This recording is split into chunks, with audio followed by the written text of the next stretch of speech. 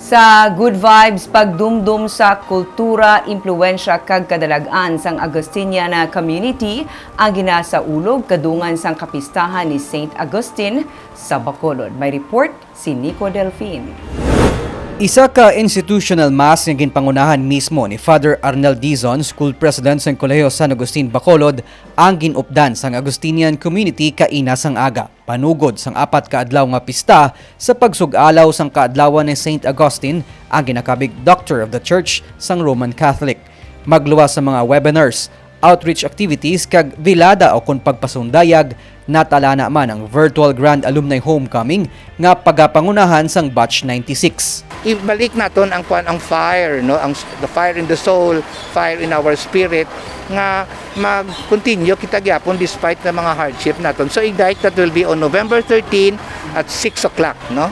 Kabahin sa selebrasyon ang pagdumdum sang kolehiyo sa mga kadalagan, mga kultura nga napaambit sa mga Negrense, pinaagi sa Catholic education kag evangelization sa sulod na sang 60 ka tuig. We should be thankful for having St. Augustine as our model, as our patron, because we have learned so much from him. St. Augustine is promoting the common good of everyone. And so in everything that we do, we should always think of not only of ourselves, but first, the common good, the good of everybody.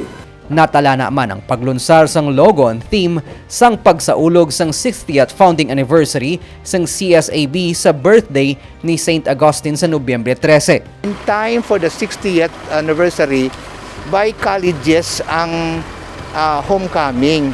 Instead nga isa lang sa isa ka tuig, there will be 5 general alumni homecoming from the different colleges and including the basic education department. Agod mapabaskog pa ang pagpalabot sang dekalidad nga edukasyon, ginahanda naman karon sang CSAB ang mga tikang sa natalana nga pagbalik sang limited face-to-face classes karon nga pandemic. Kaina isa man ka vaccination program para sa mga estudyante ang ginpatigayon sa eskwelahan upod sa katapos ang Bacolod Emergency Operations Center.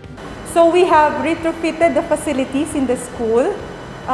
If you are going to see our classrooms ready for the limited face-to-face, already our laboratories. So we are also preparing our students for the limited face-to-face. That's why we are encouraging our students and personnel and faculty to be vaccinated. Sa piyakman sa mga pagtilaw, sumugod nga natukod ang CSAB sang dekada 60, dako ang paglaom sang pamunuan sang eskwelahan nga paagi sa pag-ugyon sang komunidad, sarang malampuwasan ang hangkat sang pandemic, agud padayon nga mapalabot ang regalo sang patron nga sa St. Augustine nga amo ang Catholic education kag evangelization para sa pumuluyo. Nico Delfin para sa DigiCast Negros.